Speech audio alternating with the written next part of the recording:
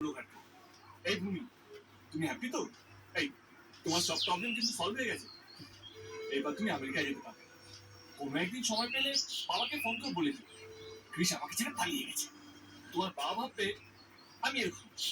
অবশ্য তাতে আমার কি এসে যায়? আর হ্যাঁ, আবার যদি তুমি সেম প্রবলেম ফেসে যাও, কিছু না, আমার মতো আরেকটা ভাড়াটে বয়ফ্রেন্ড জোগাড় করে বাবার কাছে নিয়ে যাবে। সিম্পল। সেম রিপিট টেলিকাস্ট চলতে থাকবে। তুমি?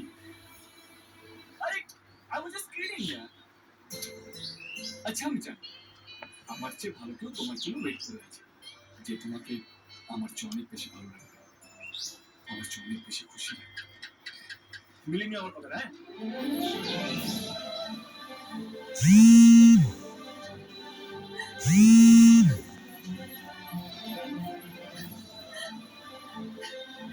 তুমি আমার জীবনে কেন এলে কৃষ?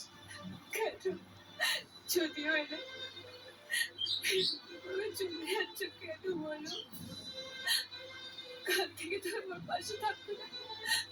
আমি আমি ভাবতে পারছি না, আমি পুরো একা হয়ে যাবো কৃষ, খুব একা হয়ে যাবো। তোমার মতো আমার পাশে কেউ কখনো দাঁড়ায়নি। তোমার জীবনে তো অনেকে আছে, কিন্তু আমার জীবনে কেউ নেই, কেউ না।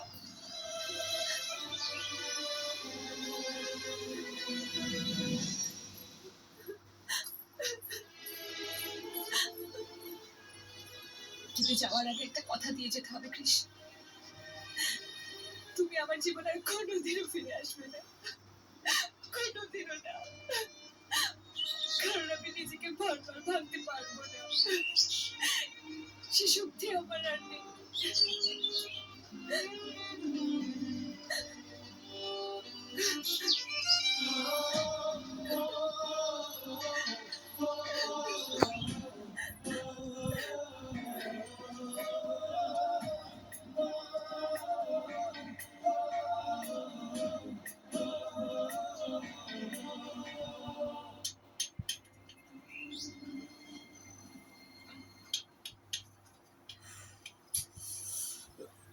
ইনভলভ হওয়াটা ভালো, তবে এতটা নয়।